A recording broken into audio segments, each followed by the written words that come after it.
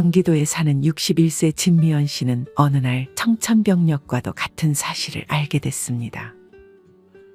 진 씨는 4일 전 모바일 청첩장을 받고 문자 안에 링크를 눌렀는데 그 즉시 핸드폰에 악성 앱이 설치돼 개인정보와 신용정보가 모두 빠져나갔고, 사기꾼들은 진 씨가 이용하는 은행 3곳에서 대출을 받고 예금을 멋대로 해지해 1억 원을 빼갔습니다.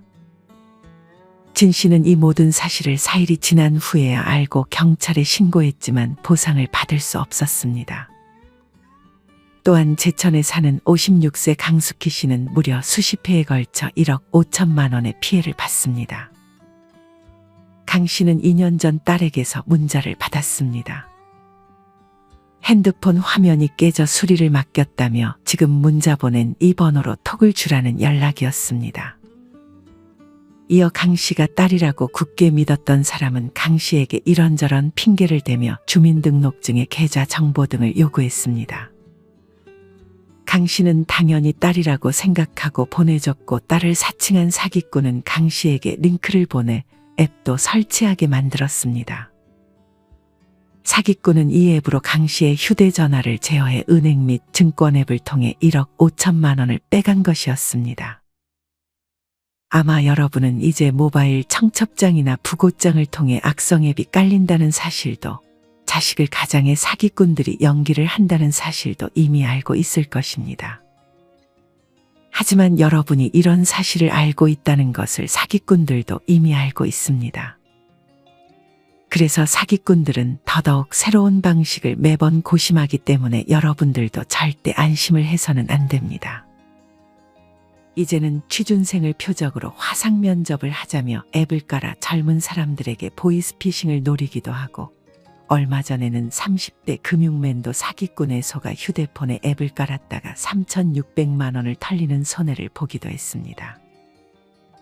이제는 코로나 이후 비대면 대출마저 너무나 당연한 것이 되어버려 더욱이 이런 피해들이 늘어나는 것 같습니다.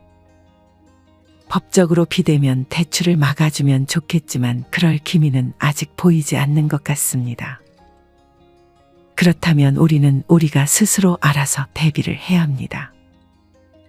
사전에는 어떤 것을 해야 하고, 만약 내가 실수로 악성 앱을 눌렀다면 그 이후에는 어떻게 대처해야 하는지, 오늘은 이와 관련한 내용들을 알려드리겠습니다.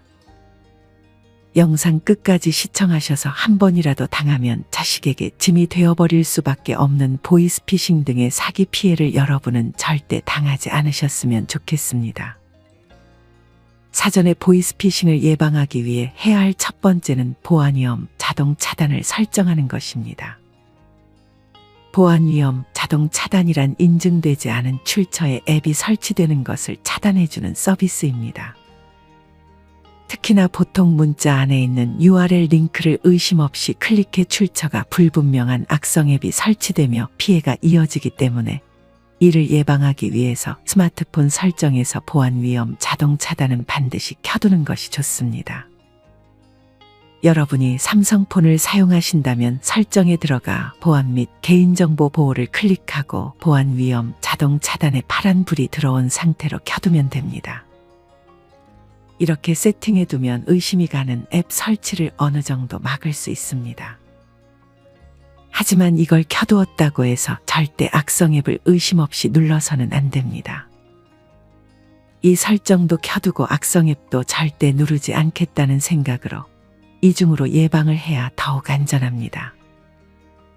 사전에 보이스피싱을 예방하기 위해 해야 할 두 번째는 경찰청에서 만든 시티즌 코난 앱을 설치하는 것입니다. 시티즌 코난 앱은 피해자가 범행이 완성될 때까지 속게 만드는 핵심이 되는 휴대폰 원격 제어 악성 앱을 탐지해주는 앱입니다. 삼성폰에서 시티즌 코난을 설치하는 방법은 착한 기린 IT라는 블로그에서 아주 잘 설명해 주었습니다. 첫째로 플레이 스토어에서 시티즌 코난 앱을 검색하고 설치를 진행합니다. 둘째로 이용약관 및 전체 동의에 체크하고 다음을 눌러줍니다. 그 다음 생년월일을 입력 후 간단한 본인 인증을 해주고 저장을 눌러줍니다. 이렇게 설치를 하고 나서는 다음과 같은 화면이 나오는데 악성 앱을 탐지해 보려면 검사하기를 눌러주면 됩니다. 핸드폰에 따라 탐지하는 시간의 차이가 발생할 수 있고 검사가 끝나면 검사가 완료되었다는 메시지가 뜨게 됩니다. 만약 이상이 없다면 악성 앱 및 원격 제어 앱이 설치된 게 없다는 표시가 뜹니다. 아이폰에도 이와 비슷한 피싱아이즈 앱이라는 것이 있습니다. 아이폰용 피싱아이즈 설치 및 사용 방법은 아래 고정 댓글에 착한 기린 IT님의 블로그 링크를 참고해 주세요. 주의할 점은 요새는 사기꾼들이 시티즌 코난을 모방한 악성 앱까지 만들어 국내에 유포 중이라고 합니다. 시티즌 코난 앱은 무조건 플레이스토어와 같은 공식 앱마켓에서만 다운받아야 합니다.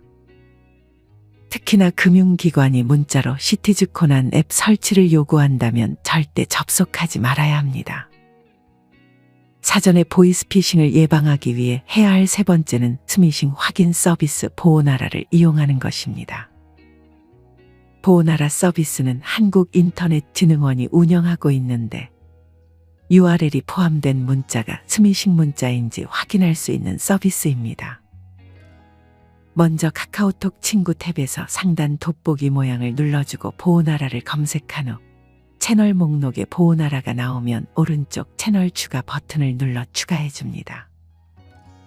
그 다음에는 보오나라 채팅방에서 오른쪽 아래 스미싱 버튼을 눌러 의심스러운 문자나 카카오톡 메시지를 복사해 채팅방에 붙여넣기를 하면 됩니다. 이때 주의할 점은 복사할 때 실수로 링크를 클릭하지 않도록 하는 것입니다. 만약 정상 문자면 정상, 스미싱 문자면 악성, 확인 중이면 주의라는 안내가 뜨게 됩니다.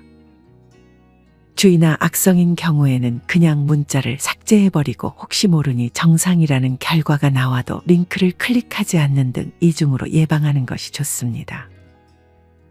사전에 보이스피싱을 예방하기 위해 해야 할 네 번째는 여신거래 안심차단 서비스입니다.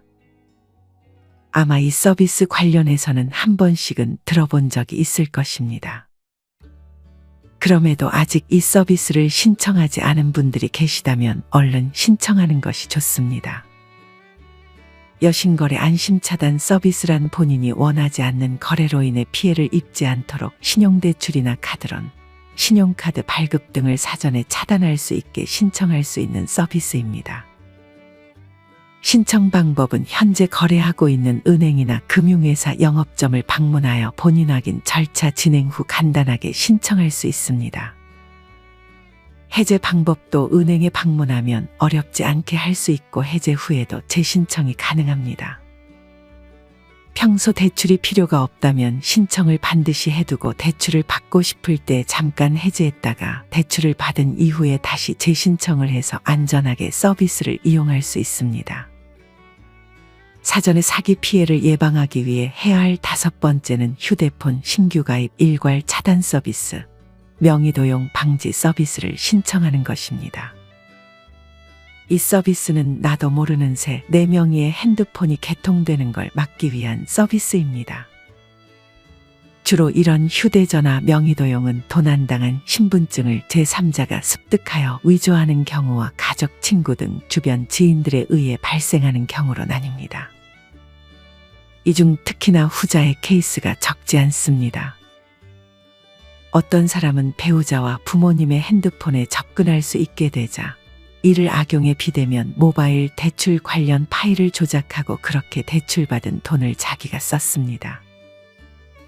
또한 이 사람은 장인의 휴대폰을 이용해 특정 애플리케이션에 접속해 인적사항 등을 기재했고 신용대출 신청서 파일을 위조해 대부업체에 제출하며 장인 이름으로까지 대출을 받기도 했습니다. 이 밖에도 통신매장 직원이 명의를 도용해 피해자의 명의로 소액결제를 하는 등 이와 관련된 피해를 받지 않으려면 명의도용 방지 서비스를 반드시 신청하는 것이 좋습니다. 이런 서비스는 당연히 돈이 들지 않고 각 통신사에서 무료로 제공되는 서비스입니다. 이 서비스를 신청하려면 통신사 고객센터 114에 전화를 해서 서비스를 신청하고 싶다고 말하면 쉽게 신청할 수 있습니다. 이렇게 사전에 예방하는 것이 가장 좋지만 어떤 경우에는 우리가 무심코 악성 앱을 눌러버리는 경우가 생길 수 있습니다. 지금부터는 만약 악성 앱을 누른 이후라면 어떻게 해야 할지 그 대처 방법에 대해 알려드리겠습니다.